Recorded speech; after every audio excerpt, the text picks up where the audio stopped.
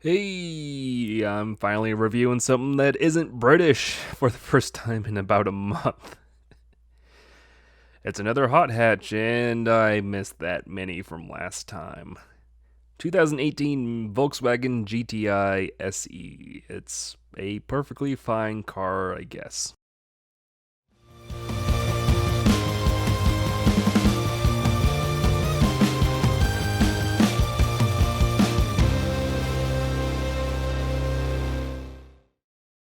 Mark 7 Volkswagen GTI.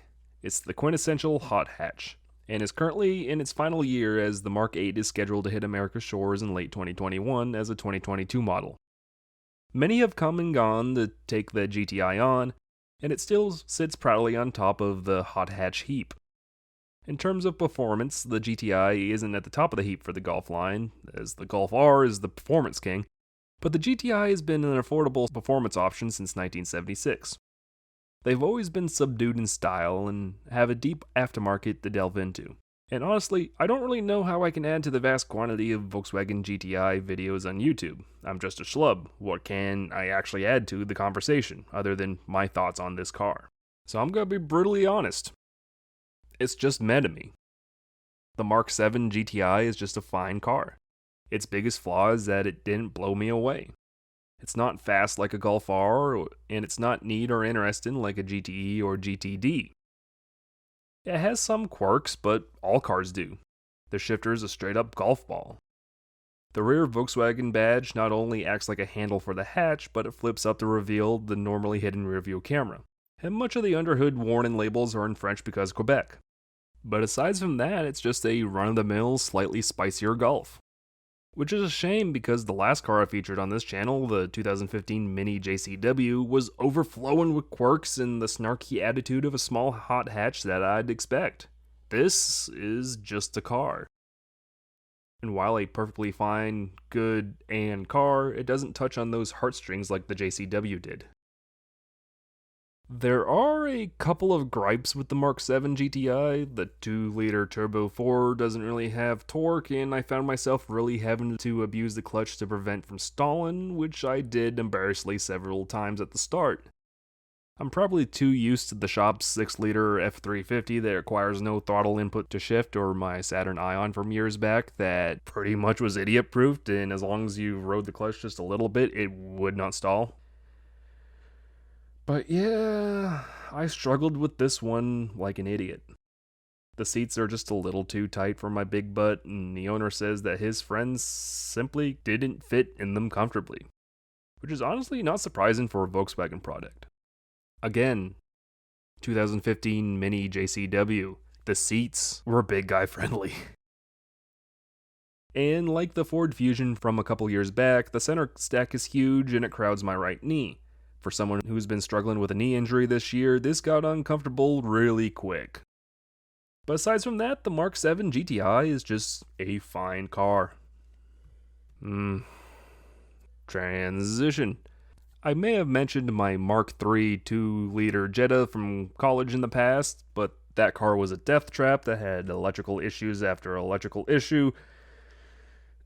But for a cheap college car, it was fun to drive, and the straight pipe exhaust made some loud noises that made my teenage self think I was cool. It was honestly an obnoxious car, and it let me down many, many times before I got mad and sold it for $450 on Craigslist. That car had a ton of warning signs, and it soured me from Volkswagens for a long while. Then, not long after, Dieselgate happened, and yeah, post-Dieselgate GTI here. At this point, 10 years later, at the age of 28, I really don't have any feelings towards Volkswagens anymore. Mark IIIs are becoming rarer and rarer, and I do get nostalgic for my younger days when I see one still on the road. But at one point, they were a common sight on Maine's roads, much like first-gen Subaru Outbacks and Saab 900s and 9000s. But modern ones? I don't know. They're just there. Pre-Dieselgate, Volkswagen Group made this push to Americanize their cars in the hopes of becoming the largest automobile manufacturer in the world, and they succeeded, overtaking Toyota in 2016. But in that search for global dominance, Volkswagen's charm has quietly disappeared. As much as my 2-point slow was a miserable experience for a poor college student, that car had plenty of Volkswagen charm that I would ignore the very glaring, obvious, persistent issues with it. It was a light and tossable car. It had an interior quality that put the domestics at the time to great shame. And it had plenty of unexplained weirdness hidden everywhere, like the rear seat cushions popping up with just a click and you have an instant storage container underneath the back seat. This just feels like any other modern car. It's good, but it doesn't feel special.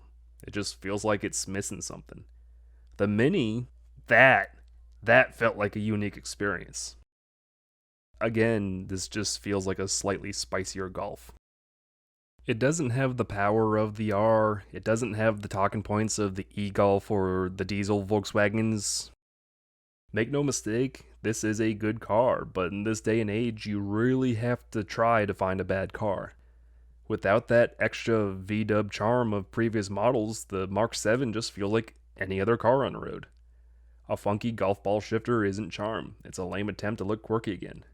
The pop-up rear camera underneath the rear badge just seems like extra engineering for extra engineering. Still offering a manual transmission despite almost no one buying them in this day and age isn't charm. It's just appealing to an ever-diminishing niche.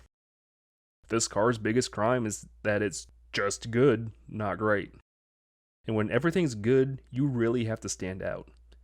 The F56 Mini JCW, and yeah, I do realize I spent half of that video calling it an R56 Mini because BMW likes to get confusing sometimes. That Mini stands out because it's angrily British. This is just meh.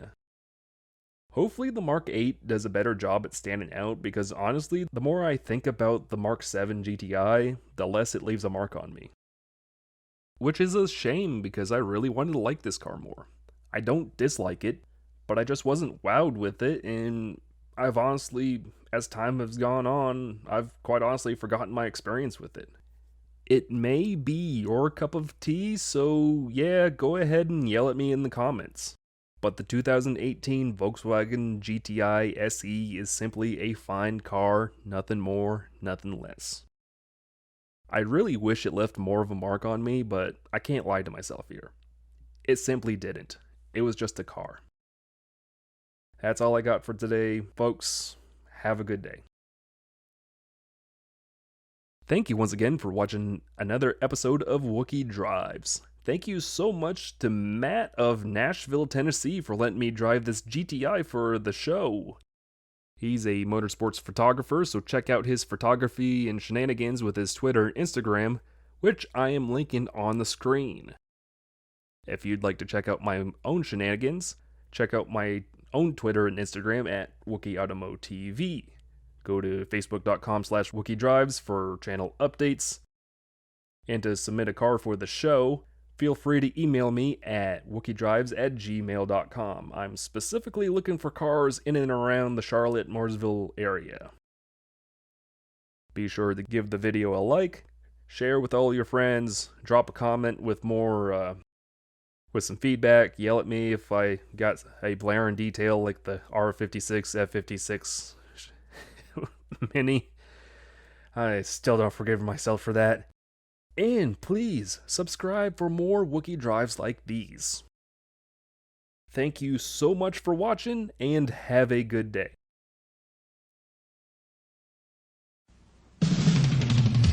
Kleine GTI, du siehst prima aus. Ich liebe dich zu fahren. In Germany, people who love high-performance driving drive a Volkswagen GTI more than anything else. Introducing the 1984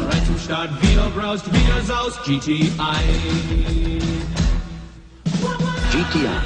It's not a car, it's a Volkswagen.